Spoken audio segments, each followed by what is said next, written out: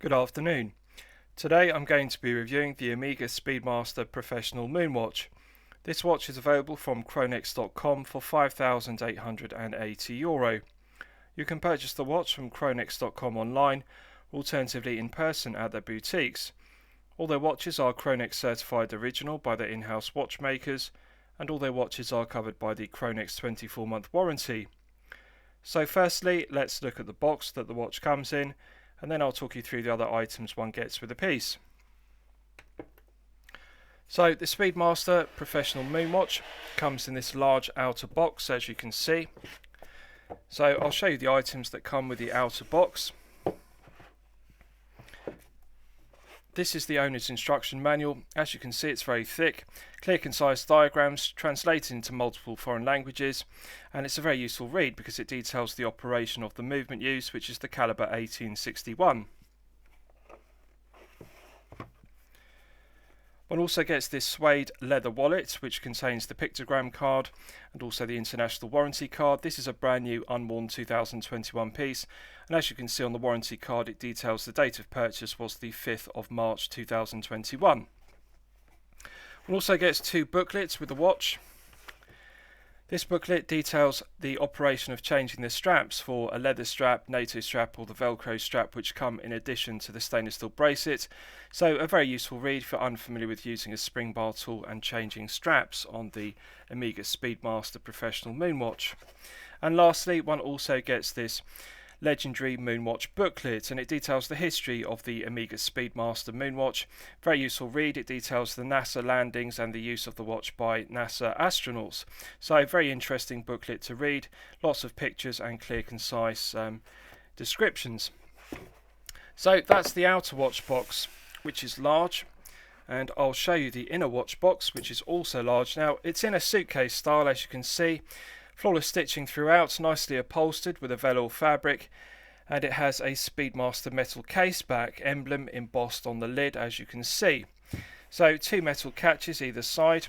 So I'll just undo the catches and I'll show you the interior and detail the other items one gets with the watch box.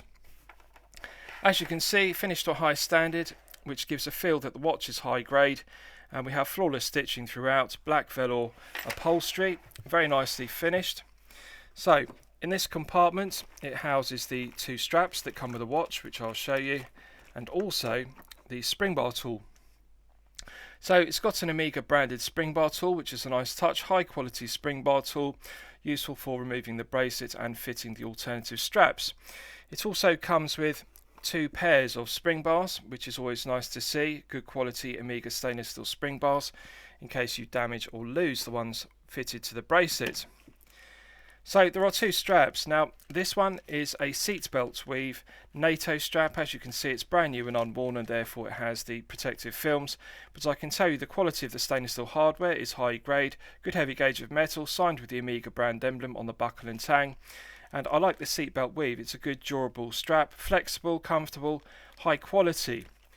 So these are very expensive to buy from Amiga, so it's nice to get them included with the watch. And one also gets this NASA style Velcro strap, which is also branded with Amiga and the reference number. So it's nice because it really does fit the heritage of the Moonwatch being a NASA astronaut issued piece, and I like to see these two straps included because they are good alternatives to the bracelet that comes with the watch.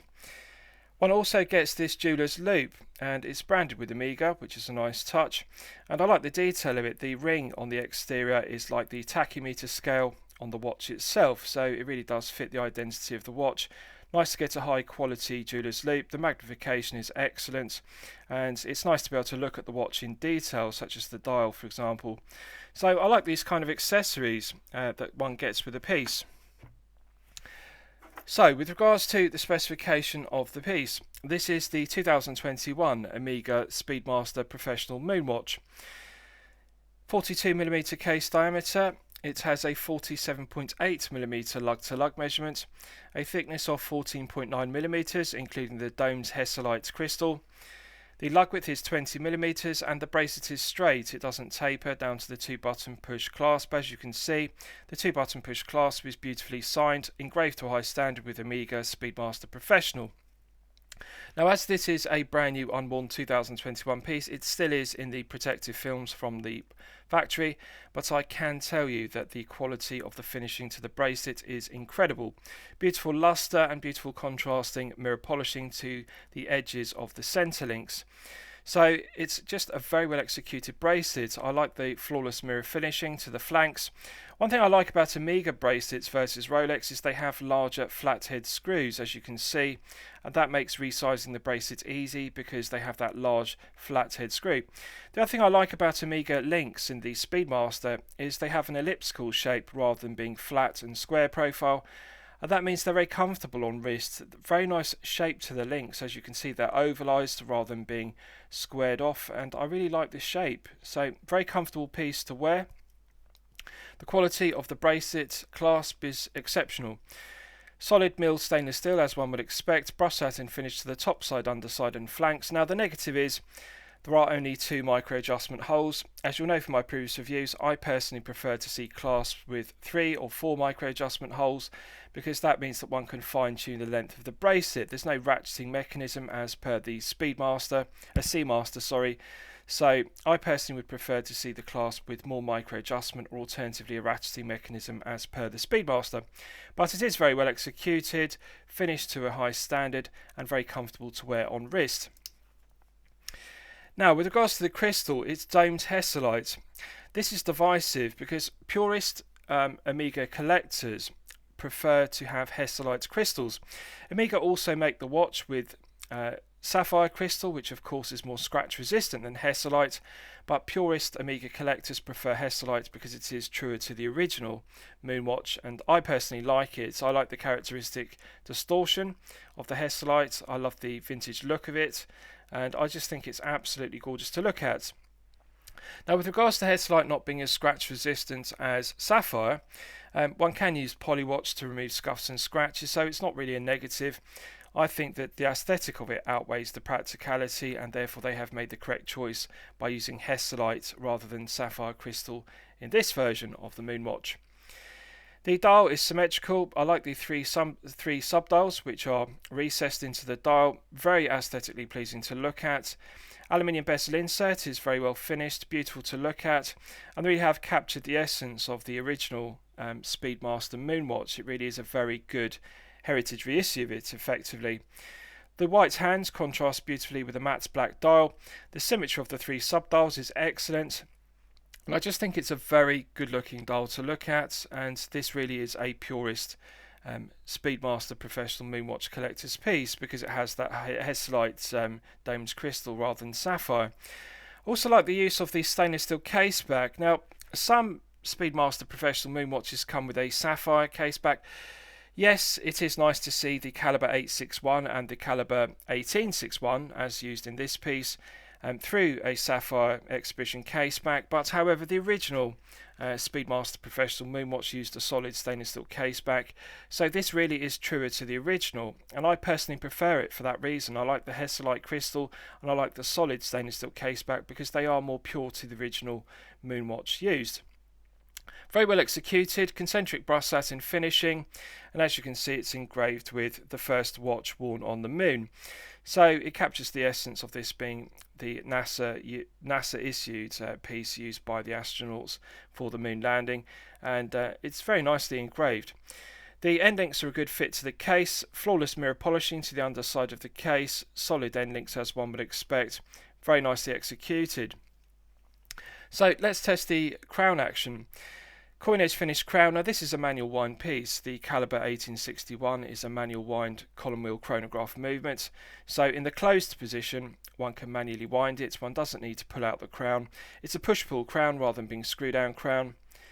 Absolute pleasure to manually wind. One can gradually feel the tension in the mainspring building up as one manually winds it to its maximum 48-hour power reserve. Pulling it out to the first click position is the time setting position. Nice smooth action to it. It's silky smooth.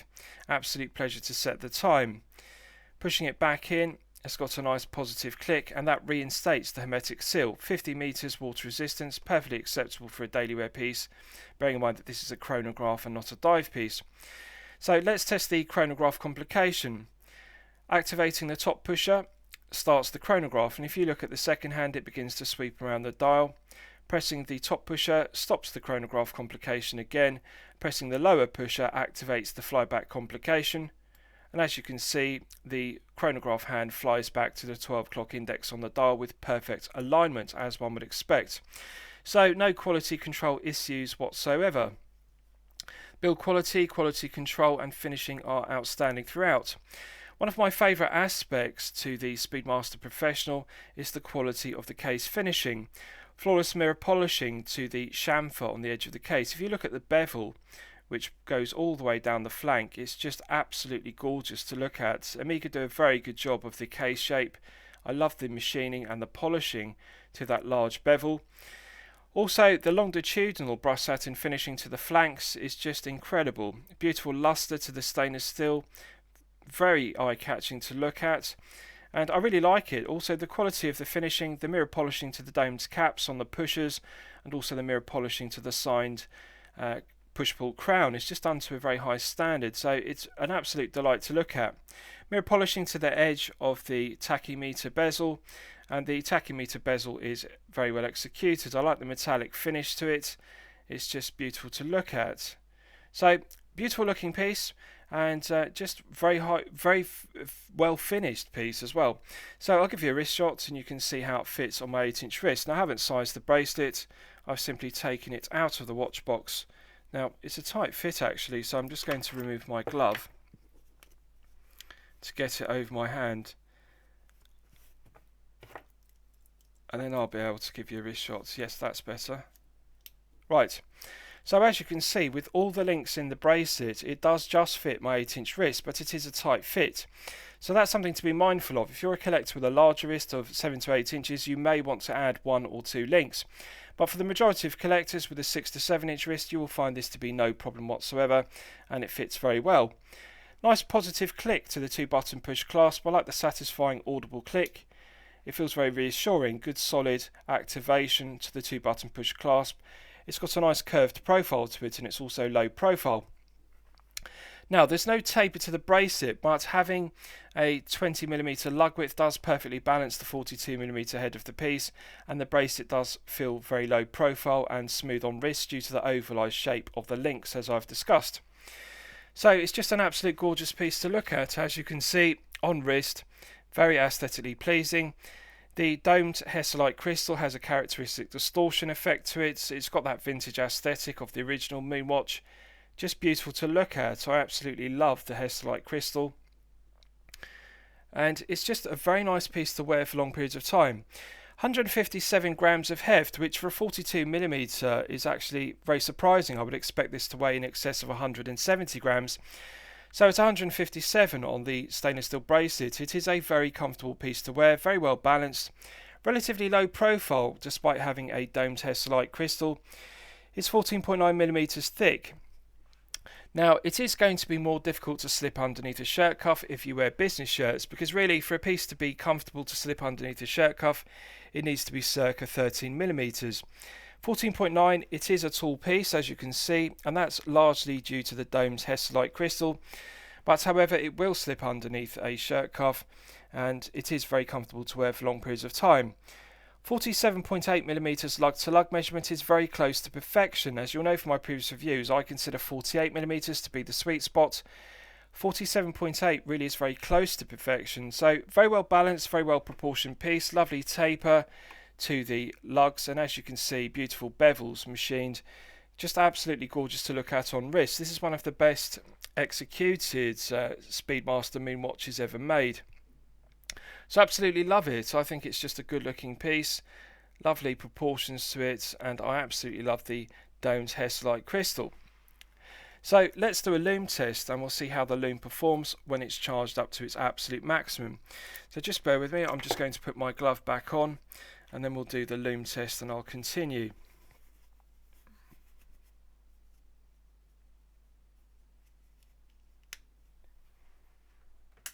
So as always, I'm going to use my 100 UV LED torch to charge it up to its absolute peak. Now I've got high expectations of this piece because the Amiga Speedmaster Professional Moonwatch is a high tier piece.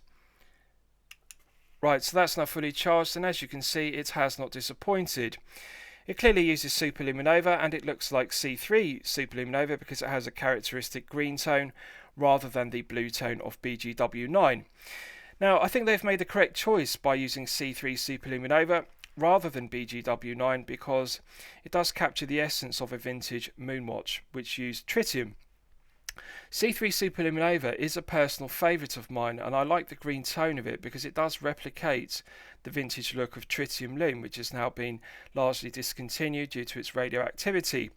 Tritium was succeeded by luminova, and then luminova was succeeded by superluminova.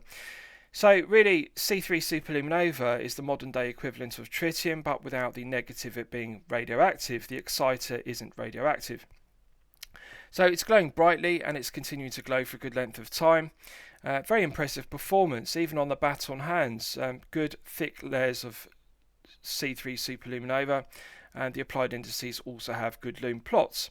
Good orientation to the dial and perfect symmetry because of the lack of a date complication and the symmetry of the three subdials. So they've done a good job of it, and I like the arrowhead being loomed on the chronograph second hand. It's also very aesthetically pleasing. So 10 out of 10 lume performance. So let's discuss the movement used, because that's one of my favourite aspects of the piece, and it's a reason alone to purchase this Omega Speedmaster Professional Moonwatch. This version of the Moonwatch, which is a 2021 version, uses the caliber 1861. So the caliber 1861 is based upon the Lamania 1873, which is a reliable, well-proven workhorse chronograph movement. Now, this 1861 succeeds its predecessor, which is the caliber 861, and I'll explain what the difference between the caliber 861 and the caliber 1861 is, respectively. In 1996, Omega rhodium plated the caliber 861 to create the 1861. The architecture of the movements is identical, other than the rhodium plating. So yes, I consider the rhodium plating to be an enhancement, and because it's based upon the 861, which is a highly respected movement being based upon the Lamania caliber 1873, it is the correct choice for this piece. It is reliable, accurate, the build quality is excellent, and it's just a very good design for a column wheel chronograph. 48-hour power reserve is perfectly acceptable. The stated accuracy is -1 to +11 seconds per day, which is a rather wide accuracy range for a chronograph. However, I'm pleased to report that this one is very well regulated, and it's running consistently at +3 seconds per day when fully wound to its maximum 48-hour power reserve. It runs at 21,600 vibrations per hour and a frequency of 3 Hz. So it's got a good power reserve at 48 hours, but it still maintains good accuracy, being regulated to 3 seconds per day, which is excellent. Now, are there any negatives to it? Well, it's a manual wind movement rather than being an automatic. Personally, I prefer automatic movements which can also be manually wound to top up the power reserve. But however, that is a characteristic of the Lamania caliber 1873 that this is based upon, and also the caliber 861 and also the caliber 1861. They are column wheel chronograph movements. They are manually wound rather than having a rotor and being automatic. So that's something to bear in mind. You will have to manually wind the piece, but bear in mind it does have a 48-hour power reserve, so you can manually wind it every other day. So as a daily wear piece, yes, it's practical, but if you're not going to be wearing it every day, the disadvantage is you can't put the watch on a watch winder to wind it automatically because it's a manual wind movement. So you're going to have to manually wind it daily if you're not wearing it on wrist, or alternatively wind it every other day because it has a 48-hour power reserve. So that's something to bear in mind. If you like to wear watches in rotation and put them on a watch winder, or alternatively just wear them less frequently, I would say an automatic version is a better option, but the manual wind is of course appealing to purist Omega collectors because they like the fact the caliber 861 is the original movement and the 1861 is the rhodium plated version. So it's been in use by Omega since 1996. It's a reliable, well-proven chronograph movement, and really there are no other negatives to it whatsoever. It's accurate, it's reliable, the build quality is excellent, the rhodium plating gives it a higher finishing, and of course one doesn't benefit from that with this version because it has the solid stainless steel case back.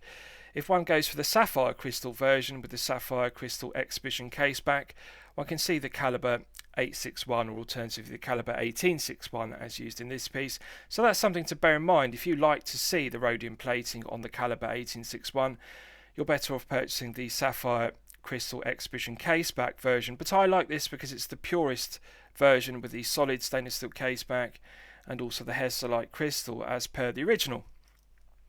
So lastly, I'll summarise the piece. What do I think of it overall?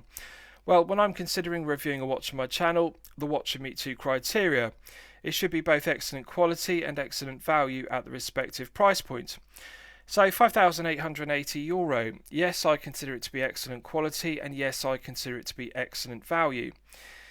The build quality, the quality control and the finishing throughout are outstanding, and the caliber 1861 is one of Omega's best movements. It is technically excellent, and it's based upon the Lemania 1873, which in itself is an excellent movement. It's highly respected. So it's a good quality movement in a good quality piece. Really the only negative to it is the lack of micro adjustment on the 2-button push clasp, as I've detailed.